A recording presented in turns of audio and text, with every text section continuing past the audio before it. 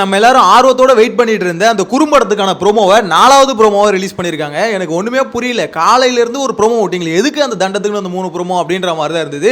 இதை தூக்கின்னு வந்து 4வது ப்ரோமோவை ரிலீஸ் பண்ணிருக்காங்க. எனிவேஸ் இதுல வந்து விஜய் சேதுபதி வேற சொல்றாரு, இந்த 2 வருஷத்துல இதுதான் முதல் முறையாக குறும்படம் போட போறேன் அப்படின்ற மாதிரி, வாங்க மக்களே குறும்படம் போடுறேன் அப்படின்ற மாதிரி கூப்பிடுறாரு. நீங்க குறும்படம் போடுறதெல்லாம் ஓகே தான், ஓகே குறும்படம் போடுங்க எல்லாம் ஓகே, மேய்க்கிறது எருமை அதுல என்ன பெருமை அப்படின்ற மாதிரி தாங்க இருக்கு. ஆக்சுவலா இங்க வந்து பாத்தீங்கன்னா விஜய் சேதுபதி என்ன சொல்றாரு, 2 வருஷத்துல ஃபர்ஸ்ட் டைம் குறும்படம் போடுறேன்றாரு. இதுல என்ன சார் பெருமை? 2 வருஷமா குறும்படம் போடாம எங்களை ஏமாத்துறீங்க. நீங்க பண்ற 2 சீசனா எங்களை ஏமாத்திட்டு இருக்கீங்க.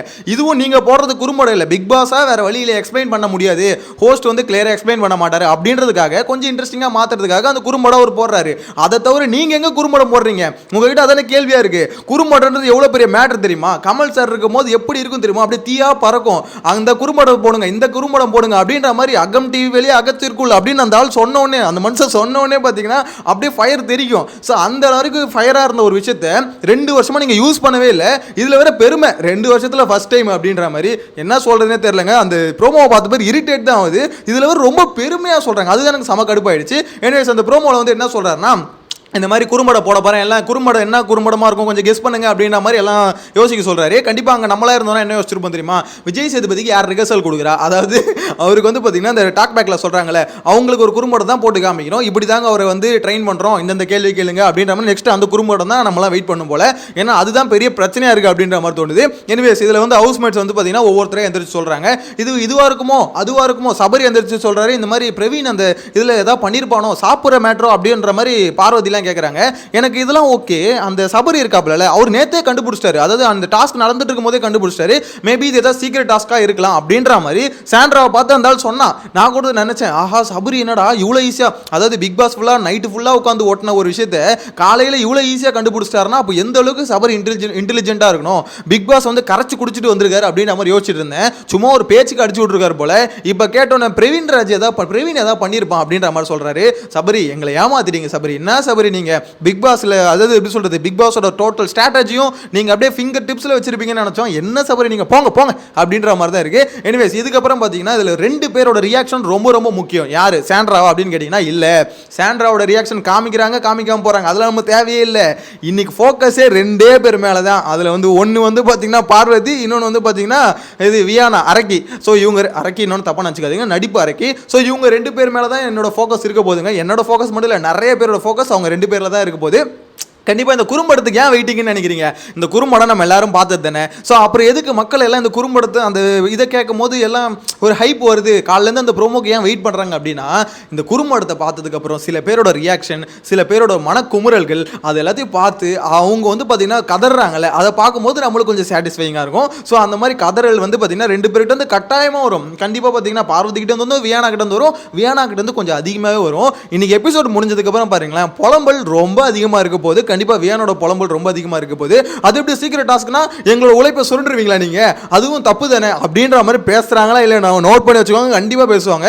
திவாகரனும் உழைச்சிருக்காரு, நானும் உழைச்சிருக்கேன். அது அவங்க ஸ்டைல் எனக்கு சொல்ல வரலங்க. திவாகரனும் உழைச்சிருக்காரு, நானும் உழைச்சிருக்கேன். ஸோ எங்களோட உழைப்பை வந்து நீங்க கொச்சப்படுத்துறீங்க அப்படின்ற மாதிரி எனக்கு வரலங்க. சத்தியமா கேவலமா தான் இருக்கு. ஆனா இந்த மாதிரி தான் அவங்க வந்து கண்டிப்பா பேச போறாங்க. இந்த மாதிரி நீங்க என்னதான் சீக்ரெட் டாஸ்க் கொடுத்திருந்தாலும் எங்களை எப்படி நீங்க இது பண்ணலாம், யாரை வேணா நீங்க அட்டாக் பண்ணிருக்கலாம். பிக் பாஸ் என்ன சொல்லியிருக்காரு, இந்த மாதிரி இந்த வீட்டில் இருக்கிற கண்டஸ்டன்ட் யாரை வேணா நீங்க வேலையை விட்டு தூக்கலாம் அப்படின்ற மாதிரி தான் சொன்னாரு. அப்புறம் எதுக்கு நீங்க எஸ்பெஷலி எங்களை எதுக்கு டார்கெட் பண்ணீங்க அப்படின்ற கேள்வியை கண்டிப்பா வியானா கேட்பாங்க. திவாகர் கேட்கிறாரோ இல்லையோ, வியானா வந்து ட்விஸ்ட் பண்ணி விடுவாங்க. ஏன் திவாகரை மட்டும் நீங்க அட்டாக் பண்ணீங்க, வேற யாராவது அட்டாக் பண்ணிருக்கலாம், அப்போ உங்களுக்கு பர்சனலாக ஏதோ ஒரு காண்ட் இருக்கு அப்படின்ற மாதிரி கண்டிப்பாக அதை டைவர்ட் பண்ணி விட்டு அதை ஒரு பிரச்சனையாக கலப்புறாங்களா இல்லையான்னு பாருங்க. ஏன்னா வியானோட கேரக்டர் அதுதான். எதுவாக இருந்தாலும் போல்டாக பார்த்தீங்கன்னா டேரெக்டாக பேச மாட்டாங்க. அவங்கள பொறுத்த வரைக்கும் இப்போ அடுத்தவங்களோட பிரச்சனையில் வந்து அவங்க வந்து கொஞ்சம் எப்படி சொல்றது, எண்ணெய் ஊற்றுவாங்கன்னு சொல்லுவாங்களா, எரியிற நெருப்பில் எண்ணெய் ஊற்றுற மாதிரி அதை வந்து வியானா சூப்பராக பண்ணுறாங்க, தரமாக பண்ணுறாங்க. ஆனால் அவங்களா போயிட்டு ஒரு நெருப்பை கொளுத்த மாட்டாங்க. அதுதான் இங்கே பிரச்சனையாக இருக்கு. இன்னொன்று அவங்க பக்கத்தில் வந்து பார்த்தீங்கன்னா ஒருத்தவங்க வந்து ரொம்ப பெரிய தப்பு பண்ணிட்டு இருக்காங்க அப்படின்னும் போது அதை வந்து வியானா ஃபோக்கஸே பண்ண மாட்டாங்க. நிறைய பேர் யோசிக்கலாம், என்ன ப்ரோ வியானா இந்த அடி அடிக்கிறீங்க, அது தப்பு இல்ல ப்ரோ அப்படின்ற மாதிரி கேட்டீங்கன்னா தப்பு தான் ப்ரோ. ஆனா அவங்க பண்றது அதை விட தப்பா இருக்கு. என்ன தெரியுமா, இங்க சோஷியல் மீடியால பாத்தீங்கன்னா ஒரு பயங்கரமான நரேட்டிவை செட் பண்றாங்க. வியானா வந்து போல்டா எல்லாரும் எதிர்த்து கேள்வி கேட்கறாங்க, பயங்கரமா பாத்தீங்கன்னா போல்டா பேசுறாங்க அப்படின்னு நம்ம எல்லாம் சொல்றாங்க. இந்த வியானா, விக்கல் சீக்கிரம், இந்த 2 பேர் இருக்காங்களே, இவங்க 2 பேர் ஒரே கேட்டகரி. ஆக்சுவலா இவங்களுக்கு வந்து பாத்தீங்கன்னா ஒரு சைடு மட்டும் தான் கண்ணு தெரியுதுன்னு நினைக்கிறேன், இன்னொரு சைடு கண்ணே தெரியல. நான் என்ன சொல்றேன், நீ போல்டா இரு, எந்த பிரச்சனையும் இல்லை. அன்பு கேங் அடிச்சல சூப்பரா அடிச்சு. ஆக்சுவலா வியானா வந்து அன்பு கேங் அடிக்கும் போது நல்லா ஃபயர் விட்டேன். அந்த பொண்ணு இப்ப என்ன இந்த மாதிரி யோசிக்குது, பயங்கரமா போல்டா பேசுது அப்படின்ற மாதிரி. ஆனால் அதுக்கப்புறம் தான் இவங்களோட ஃபேஸ் வந்து கொஞ்சம் கொஞ்சமாக எக்ஸ்போஸ் ஆகுது. இவங்க என்ன பண்ணுறாங்க அப்படின்னு ஒரு சைடு கிரிஞ்சி, அது ஒரு பக்கம் விட்டுதலுங்க. இன்னொரு சைடு மெயினாக என்னன்னா, இப்போ வந்து அன்பு கேங்க அடிக்கிற மாதிரி இந்த பக்கம் பார்வதி அன்கோ மேலே இருக்க ஒரு தப்பு கூட அவங்க கேள்வி கேட்க மாட்டாங்க. இன்னொன்று அவங்க கேங்கே இல்லைன்றாங்க. அதாவது அவங்க ஒரு விஷயம் சொன்னால் சப்போர்ட் பண்ணுற மாதிரி அப்படியே ஒரு 4 பேர் வந்து சொல்கிறாங்க, அது வந்து கேங் இல்லை. நான் என்ன சொல்றேன்னா, ஆப்போசிட்ல இருக்குல்ல இந்த வைல்ட் கார்டு, அவங்க கேங்கா இருக்காங்களான்னு கேட்டீங்கன்னா கேங்கா தான் இருக்காங்க. அதே மாதிரி சுபிக்ஷா, வியானா இவங்கெல்லாம் கேங்காக இருக்காங்க, கேங்காக தான் இருக்காங்க. ஸோ அதில் வந்து ஒத்துக்கணும், ஆமாம் நாங்களும் கேங்காக தான் இருக்கோம், நீங்களும் கேங்காக தான் இருக்காங்க, கேங் வார் வேணால் வச்சுக்கலாம் அப்படின்னு சொல்கிற மாதிரி இருந்தால் ஓகே. அதை விட்டுட்டு நான் இண்டிவிஜுவலாக தான் ஆடுறேன் அப்படின்ற மாதிரி சொல்கிறது என்னால் ஏற்றுக்கவே முடியல. பயங்கரமான சப்பக்கட்டு வந்து நடிப்பு அறைக்கு வந்து ரொம்ப நாளாக போட்டுனுக்கிறாங்க. இன்னொன்று அந்த கிரிஞ்சு தான் ஃபஸ்ட்டு எனக்கு ரொம்ப இரிட்டேட் ஆன காரணமே. அதாவது அவங்க கொஞ்சம் பேச ஆரம்பிக்கும் போது தான் ஒரு விஷயம் தெரிய ஆரம்பிச்சுது. அதாவது வியானா நார்மலாக அவங்களால பேச முடியுது, சூப்பராக பேசுகிறாங்க, அவ்வளோ வந்து தமிழ் வந்து ஃப்ளூவெண்ட்டாக வருது. ஆனால் அவங்க வந்து கிரிஞ்சு பண்ணணும், நான் வந்து நடிப்பை அப்படின்னு நினைச்சாங்கன்னு வச்சுக்கோங்களேன், அந்த கிரிஞ்சை வந்து எடுத்து கொட்டிடுறாங்க. வியானா உங்களோட கரியருக்கோ சொல்றேன், அவ்வளோ கிரிஞ்சு பண்ணாதீங்க. ஏன்னா இப்போ இருக்க ஹீரோயின்ஸ்லாம் கொஞ்சம் கிரிஞ்சு பண்ணாலே பார்த்தீங்கன்னா அடிச்சு உரத்தி விட்டுறானுங்க. கொஞ்சம் பார்த்து கொஞ்சம் பக்குவமா இவ்வளோ கிரிஞ்சு பண்ணாதீங்க, மக்கள் எல்லாம் ஹேட்ரேட்டை கொட்டுறானுங்க.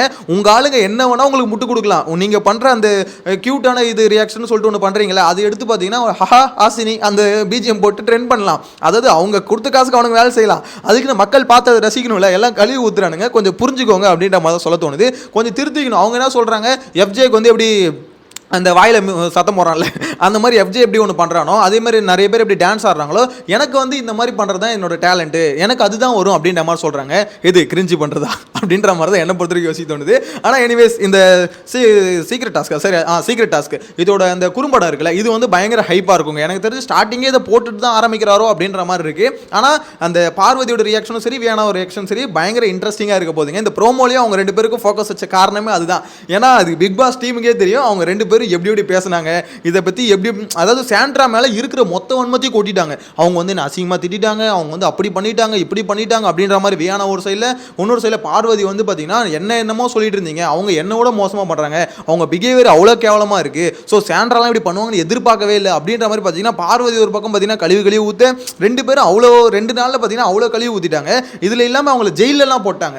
ஸோ இவங்க எப்போ அவங்க சீக்ரெட் டாஸ்க்குன்ற நினைப்பு வந்து சபரிக்கெல்லாம் உடஞ்சிருக்கும்னா மேக்ஸிமம் அந்த ஜெயிலில் போட்டாங்கல்ல, அங்கே வந்து மேக்ஸிமம் உடஞ்சிருக்கும். அதாவது இப்போ என்னதான் சீக்ரெட் டாஸ்க் கொடுத்திருந்தாலும் ஜெயிலுக்கு அனுப்புறதுக்கு ஒத்துருக்க மாட்டாரு. ஆனால் இப்போ ஜெயிலுக்கே அனுப்புறாங்கன்னா அப்போ சீக்ரெட் டாஸ்க் இல்லை அப்படின்னு நம்ம சபரி நினைச்சிருப்பான்னு நினைக்கிறேன். நான் கூட யோசிச்சேன், ஜெயிலுக்குலாம் போட மாட்டாங்க, ஏன்னா அவரு சொல்லி தானே இவங்க பண்ணாங்க, அப்புறம் எப்படி பாஸ் ஜெயிலில் போறீங்க அப்படின்ற மாதிரி தான் இருந்தது. இதை பொறுத்த வரைக்கும் சாண்ட்ரா சைடில் ஒரு அன்ஃபேரான விஷயம் தான், அவர் சொல்லி தான் அவங்க செஞ்சிருக்காங்க. அப்படி இருக்கும்போது ஜெயில் தானே எதுக்கு அவங்க அனுபவிக்கணும் அப்படின்னு ஒரு கேள்வி இருக்குல்ல. எனிவேஸ் அந்த நாமினேஷன் ஃப்ரீ பாஸ் கோசம் என்னதான் பண்ணவே பாருன்னு தெரியல பிக் பாஸ், ஆனால் செம்மையாக பண்ணுறாருங்க. ஒரு சீக்ரெட் டாஸ்க் நல்லா போயிட்டு இருந்த ஒரு ஹோட்டலை வந்து பார்த்தீங்கன்னா சீக்ரெட் டாஸ்க்னு கொடுத்து அதில் ஒரு குண்டை தூக்கி போட்டு ஹோட்டலை வந்து பார்த்தீங்கன்னா இழுத்து மூடுற அளவுக்கு பண்ணிட்டு அப்புறம் இந்த ஹோட்டல் ஒழுங்காக போல என் கெஸ்ட் வந்து ரொம்ப கஷ்டப்படுறாங்க, guest I am so sorry, என்னை மன்னிச்சிருங்க, என் டீம் சார்பாக நான் சாரி கேட்டுக்கிறேன் அப்படின்னு. யோ பிக் பாஸ் யாரையா நீனு பில்டப் இந்த அளவு கொடுக்குற அப்படின்ற மாதிரி தான் இருந்தது. அப்படியே பொழிஞ்சிட்டாரு, அவரோட வருத்தங்கள் அப்படியே பொழிஞ்சிட்டு. அவங்க வந்து அவர் வந்து ஃபீல் பண்ணி சாரி கேட்டோன்னா வீட்டுக்குள்ளே இருக்கணுங்களா, ஐயோ பிக் பாஸ் சாரி கேட்டாரு, இது வந்து என்னால் தாங்கவே முடியல. அவங்க ஒரு சைடில் வீட்டுக்குள்ளே இந்த விக்கல் சீக்கிரம் அவனோட ஆக்டிங் ஒரு பக்கம் தாங்க முடியல, இன்னொரு சைடில் தீபக் வந்தார்ல, தீபக் தலைவா ஏன் தலைவா இப்படி பண்ணுற அப்படின்ற மாதிரி அவர் ஒரு பக்கம் ஃபீலிங்ஸ். என் நல்லா இருந்த வீட்டை இந்த சீசன் 8 எப்படி வச்சுருந்த அந்த வீட்டை எப்படி நார் அடிக்கிறான் அவர் ஒரு பக்கம் அழுகுறாரு. என்னடா இதில் பில்டப், இதில் தேவையில்லையா சம்மந்தமே இல்லாமல் அமித் ஒரு சைடில் அழுகுறாரு. எனக்கு அதெல்லாம் பார்க்கும்போது சிரிப்பாக தான் இருந்தது. எனிவேஸ் இந்த சீக்ரெட் டாஸ்கோட இந்த குறும்படம் போடட்டும் விஜய் சேதுபதி, ஆனால் இதில் பெருமை போடாதீங்க சார் அப்படின்ற மாதிரி சொல்ல தோணுது. தயவு செஞ்சு நிறைய குறும்படத்தை போடுங்க, போட்டால் தான் அப்பப்போ ஷோ கொஞ்சம் எங்கேஜிங்காக போகும். இது நீங்களா போடுற குறும்படம்னு சொல்லிட்டு இது வந்து விஜய் சேதுபதி அவர் வந்து பண்ணி இனிஷியேட் பண்ணி குறும்படம் போடல, பிக் பாஸ் டீம் குறும்படம் போட்டே ஆகணும், ஏன்னா அவங்களை எக்ஸ்பிளைன் பண்ணுறதுக்கோசம் போடுறாங்க. ஸோ இதில் விஜய் சேதுபதி கிரெடிட்ஸ் எடுத்துக்க நினச்சாருன்னா அது அவர் மேலே பெரிய தப்பு. என்ன பொறுத்த வரைக்கும் அப்படி தான் சொல்ல தோணுது. ஏன்னா ஏகப்பட்ட குறும்படம் போடலாங்க, போட தாங்க இன்ட்ரெஸ்டிங்காக இருக்கும்.